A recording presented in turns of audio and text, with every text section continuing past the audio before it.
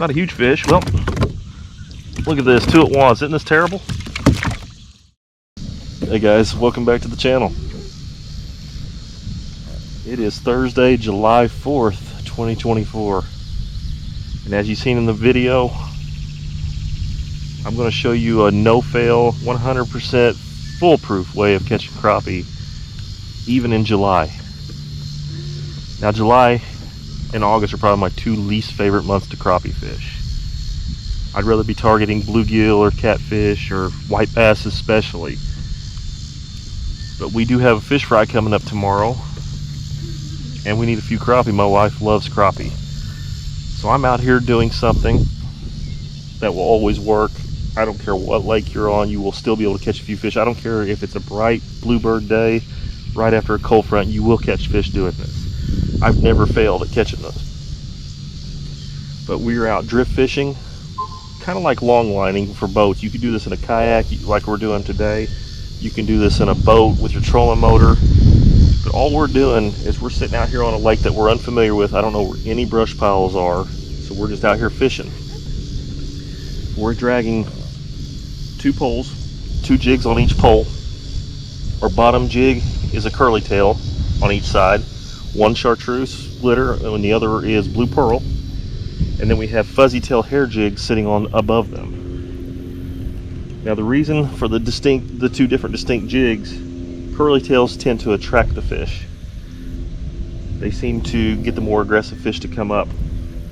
The fuzzy tails for me tend to catch a little bit bigger fish. Not always. There's, room for different rules here, but I use one of each jig, and then I also do different colors. I'll use chartreuse and pink usually, and then I'll use like a pearl or blue pearl or something. I like to use different colored jigs because crappie seem to be the most picky.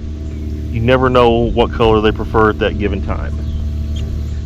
Now sometimes during fall time when the fish are more active, I'll cast way out with a couple jigs, usually just curly tails, and swim all around the lake.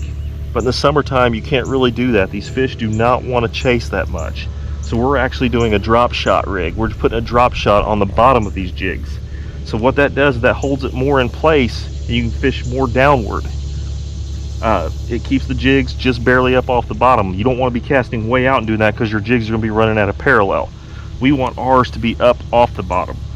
We tie from the drop shot. Our curly tail is about a foot above the leader, or I'm sorry, above the drop shot, and then our fuzzy tail is about a foot above that. Because crappie always want to feed up. They don't want to feed down. There's no sense in putting your bait right on the bottom. You can catch a few fish doing that, but they always prefer to come up after their baits. So what we're going to do is we're going to drift around here. We're going to do some backpedaling, get a little exercise. It is probably 94, 95 degrees today. My camera will be shutting off sometimes, so I will have to go back, sit in the shade for a little bit, and then put a new battery in the camera, so we may get a little bit of lost footage. I hope to get everything on camera, but I really hope you enjoy this video. Like I said, it works 100% of the time. I have no doubts about this strategy I'm going to share with you, even in a miserable month like July. So stay tuned.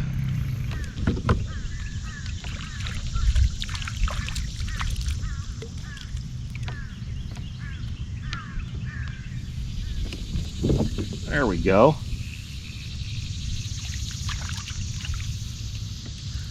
One on the fuzzy tail on pink and white.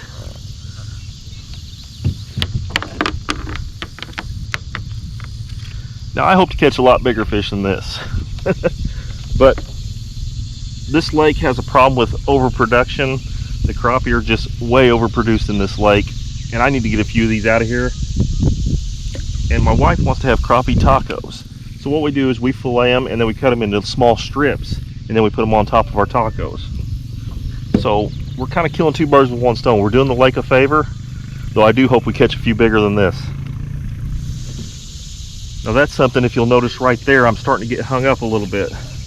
That means my baits are in too shallow of water for that angle. We need them more vertical then, so I'll start reeling up a little bit. The weight's going to hold it to the bottom, and I'm going to go just a little bit slower, but that'll keep me from getting hung up as often.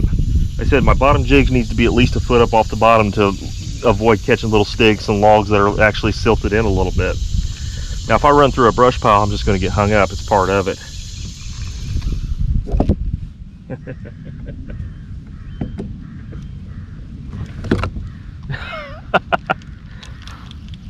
Oh, it won't come on there, but that was a different one, I think. Now, as I stated earlier, you do not need to throw out a long distance when doing this. You don't want your baits dragging diagonally. You want them vertically, more vertical than horizontal. The other thing is you do have to make sure you're going at a little bit of speed, because that curly tail needs to be out down there working. If that curly tail is not working, you're not going to get bit on it.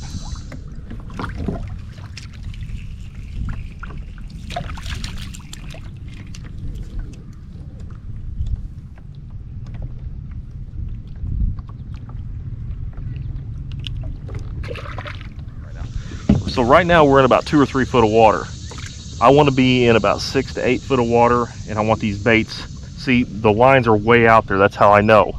This weight is going to go down to the bottom, and you're going to see your poles bouncing. That's how you're going to know that your bait is on the bottom.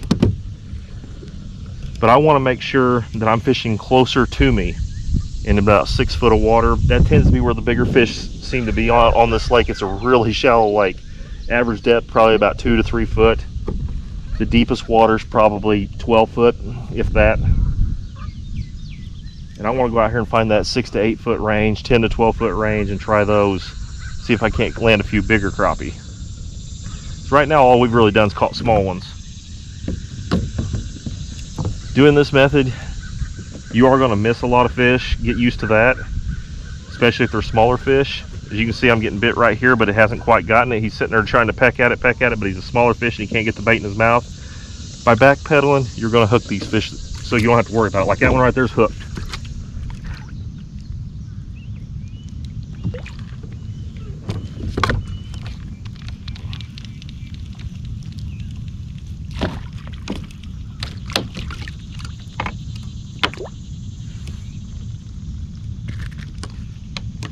A little bit better one out here, a little deeper. I'm fishing out in the channel in about 10 foot of water. It's not a big one by any means, but it's got a lot of meat on it. Look at the thickness of that back. That'll still come off as a nice fillet. Feels like a good one. Oh no! That was a big one. Oh my! Oh, that was the biggest one of the day. Ugh, so painful. But that's the reason he got to be so big. He's smarter than me. Just gotta accept it. And if the fish are 2 pounds or above, that fish was not 2 pounds or above, I'm throwing it back. I don't keep any big fish like that. For me, a good sized fish, 10, 11 inches, perfect. The big ones, I kind of have a begrudgingly respect for them. They've had to endure a lot to make it to that size, and therefore to me they deserve to live. And also, if they carry a good genetic, which apparently they do, I'd like to see those genetics passed on. Guys, I hope I've met your expectations for this video. It was a nice little short one. That was funny, I just had a bite right there and then the fish just surfaced. I don't know what it was. But like I said, I wanted to keep this pretty short and sweet. I know I didn't catch any big ones today. I had one just over here in the channel just a little while ago. Come off, that's the way it is sometimes. But I do have enough crappie now for our Fish Fry Friday. But if you have any questions whatsoever on what I'm doing, line size, poles, baits, kayak, what I have for breakfast, if you guys have any questions at all, just leave it in the comments. I'm more than happy to answer. We don't keep any secrets here. And also, if you enjoyed this video, you may enjoy my last video. That was bluegill fishing in July. We caught a lot of bluegill. I show you a few strategies for how to get them whenever the summertime gets here. Next month, of course, we're going to be looking at August fishing for crappie, and it is a little bit different. We will be fishing a little bit different style because the water will be warmer and the mornings are usually better. Right now in July, water temperatures, when you step in the water early in the morning, it's usually cooler than the air temperature. August, that reverses. It's usually the water's warmer than the air. So you have to approach it just a little bit differently. I'm also going to be doing some white bass videos coming up, catfish videos coming up. So if you enjoy those kind of things, at the end of the video you can subscribe to the channel. But like I said, any questions on how to do this, feel free to reach out. It is 100% guaranteed to work. There's not a lake I've ever been to that this will not work on. I hope you enjoyed it. See you guys next time.